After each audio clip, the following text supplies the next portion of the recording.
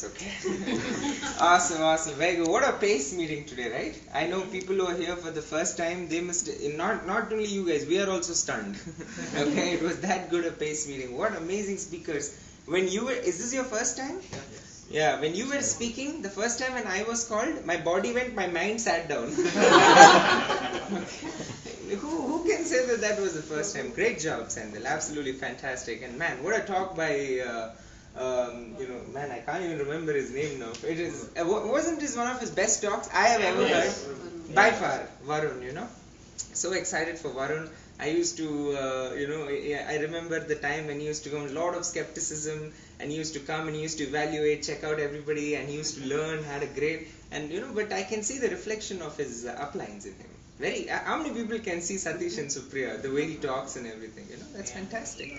Great guys, but of course, like Raj mentioned, before I move on, I also want to take this opportunity to congratulate Nikhil and Snehal. What an amazing training they did, right? The pin is not where they are in terms of their mindset. How many people agree with me? At least I feel so. Okay. Once you are mentally there, pin just catches up. It's a byproduct of it. Like how you said, Sendil, education is the real forum here. Money is the byproduct. Same way, you're mentally, if you're at a pin, the byproduct is you getting recognized on stage. Okay, so that is fantastic, and of course, give a round of applause to Gautam. What an awesome hosting! Every single time I see Gautam, he just pushes himself ahead. One step. You saw the freeness and the professionalism with which his choice of words were. I really observed that today. Of course, all the speakers, fantastic. But great guys, like Raj mentioned, today is my last space meeting. I actually have got a new job in Detroit. So I'm going to move down there. But I just want to kind of open this up. Just a couple of things about Go Diamond Weekend, which I was there. Of course, a lot of people have already spoken about it. But trust me, guys, you got to be there to kind of feel it. Okay. It was a special event for multiple reasons, as a matter of fact. Okay. Sometimes we tend to perceive and make these people who CDs and everything that we talk about, we make them as our idol in the business. We make them as our role models. We kind of in our mind, in terms of business language, we kind of look up to them. They are our kind of go-to people. And in that kind of a setting where you are 7,500 and up, there is a default assumption that you are already having a team of about 50 to 60 people when you're sitting there. And so the content is also at that level, at that league. Even at that point of time, trust me, there are close to about at least 60% in that room who are thinking, somewhere in the corner of their mind, they're still thinking, oh my god, the products are expensive. Even in that room, I promise you that. Okay? Sometimes we think, oh my god, we have done some big sin at 1500 thinking that. Oh no, absolutely not. But at that level, when people are having that question, okay, there is something fundamentally needs to be fixed, and a lot of talks were on that. Second thing they talked about a lot was about husband-wife relationships and of course other relationships. That was very critical. Whether you're single or whether you're married, if you're a 1500 or a 600 or a 1000, you might still think, oh, I'm single, I don't need that. But when you're at 7500, you've got a truckload of couples in your team. You better know how to handle them, even though you are single, right? I remember my upline, Ganesh Shenoy, he got married when he was in Emerald qualification. Can you believe that? Kumar got married when he was in Emerald qualification. Emerald qualification means you have 3 legs at 7,500. That means you have 3 legs close to about 75 to 100 people each. And if Kumar is single, I think there are some couples in the team. I think so. Okay? So you got to understand that. Okay? The third part they talked more about was, of course this was talked a little more subtly, but it was very, very blunt. Let me put it that way. Okay? In this there is a tree that we follow. Everybody has heard this, especially you've been in the business for some time. The first comes God. Okay? That is by far, there is no argument in that. I am really not going to get into asking who believes, who doesn't. But this is the first. Okay? It is like somebody coming and telling me, 2 1s are 2, prove it. I said, good for you. I can't do that. Okay? Next is family. Okay? This is the order in which Raj has asked us to follow.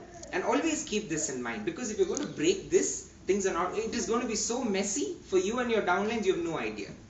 Okay? The third one is your job. Is your plan A.